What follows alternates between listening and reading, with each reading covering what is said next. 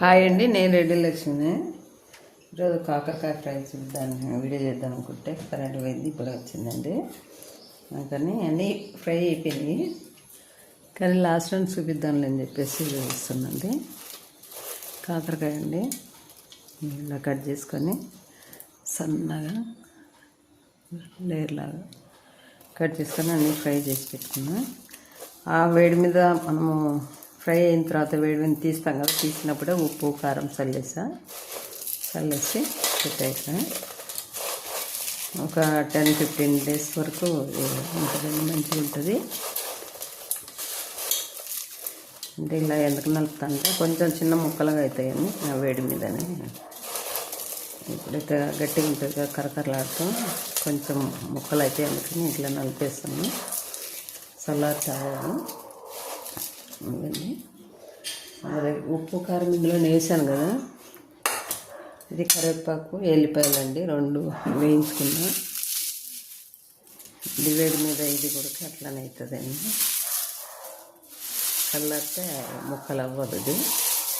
అందుకని కొంచెం వేడి ఉన్నామని అంతా మెత్తగా చేయొద్దు, పౌడర్ లాగా. కరివేపాకు ఇలా చేసేస్తాను, చూడడానికి మంచిగా ఉంటుంది, తింటారు కూడా. కరివేపాకు ఆకాకు అట్లే ఉన్నదనుకోండి తినరు, ఇట్లా ఉన్నదనుకోండి చిన్న పీసులాగా కలిపేసుకొని తింటారు అన్నంలో. అలాంటి చూరులాగా చేసినాం అనుకోండి మంచిగా ఉంటుంది అన్నమాట. ఇలా ఉండాలి, కొంచెము ఇలా కలిపేసుకోవాలి.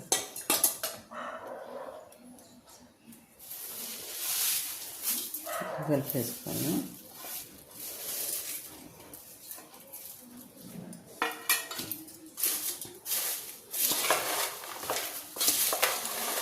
చాలా బాగుంటుందండి. మనకు ఒకటి కరివేపాకు అంటే పిల్లలు తినరు కదా, ఇలా కూరలకు చేసినాం అనుకోండి మనం తినచ్చు, పిల్లలు తినచ్చు, ఇష్టంగా తింటారు. 15 డేస్ వరకు మంచిగా ఉంటుందండి ఇది. 1 మంత్ కూడా పెట్టుకోవచ్చు. బయటకు వెళ్ళే వాళ్ళు తీసుకొని కొంతకట్టు చేసుకొని అలా ఉడుకుంటుంది.